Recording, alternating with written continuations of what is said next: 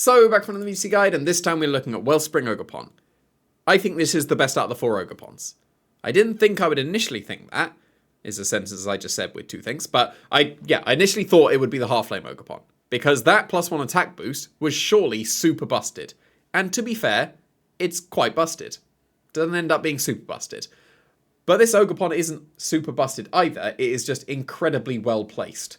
Water Absorb seems like a wasted ability on a Pokemon that quad resists it, or would quad resist it, I should say, anyway. However, just having that immunity, which forces things like Rapid Strike Urshifu with a Choice Scarf to not click Surging Strikes, you know, the main thing it wants to do, just the fact that it cannot do that while the Ogerpon is still around is very nice. Like, it could Surging Strikes for a little bit of damage into Ogerpon if it didn't have Water Absorb. And, like, you know, it does respectable damage when you've gone for a human body aspect. But, yeah, Water Absorb actually way more impactful as an ability than I thought it would be on Wellspring Ogerpon, given the typing it was initially given. But it's got some really, really nice tools as well. The Special Defense boost to bulk itself out even further means that it is the best redirection Pokemon out of the 4 as well. You can still just turn on the offense with getting your Terra Water Ivy Cudgels, because Terra, like, going for water type attacks is very, very nice as well. Good, generally good coverage into the meta. You get Grass type as your coverage, so that's nearly perfect. You do have to contend with those dragons, of course. And Ogerpon Wellspring shouldn't run Play Rough. Like, you should just run Water and Grass. You worry about the dragons with something else. Like, you don't need to worry about them with Ogerpon. Because Follow Me is very, very good on this Ogerpon. It's good on the others. Follow Me is just a great move. Any Pokemon that has Follow Me is good. This is arguably the best Follow Me Pokemon in the format. Maybe even the best we've ever had. Like, that might be an interesting debate, but the fact that you can get a special defense boost, making yourself super bulky, and then just redirect all those attacks, that's really, really nice. So, spread-wise, I can't remember what this does. Made it a little while ago. It's literally the Ogerpon I bring to tournaments. Like, as at the time of recording this, the weekend that has just gone, I brought this exact Ogerpon. I did have Woodhammer, to be fair, over Hornleech, but this spread I did bring to a mid-season showdown. So, this does something. Speed-wise, at least, you should outspeed an Adamant Dragonite, because then you can go for Follow Me before their extreme speed, so that is important. People that are going 4 on their Ogerpons, yes, I know most Dragonites are not max speed, or Adamant max speed, I should say, but why not get that little bit of insurance, and also a tiny bit more, because some Entei will just outspeed Adamant Dragonites as well, and you'll be able to redirect their extreme speeds with your Follow Me too. If you're concerned about that, then you need a little bit more speed.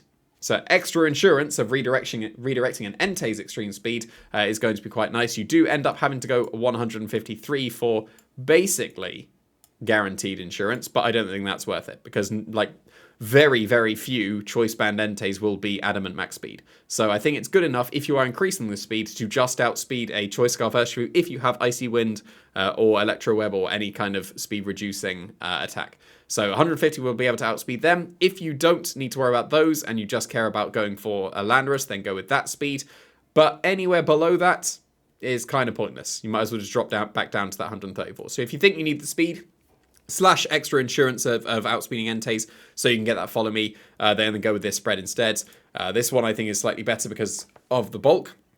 Speed doesn't, like, increasing the speed doesn't come into play too much. Like, if you don't have Icy Wind or anything, then go with this one over this one.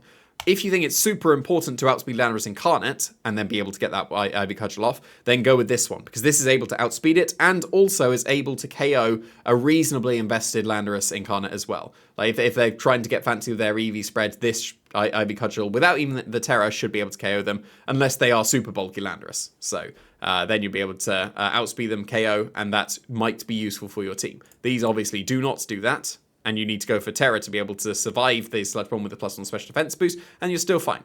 Like, these can still absolutely beat Landorus, whereas this one does not need to Terra to beat Landorus. So if that's important, go with this one.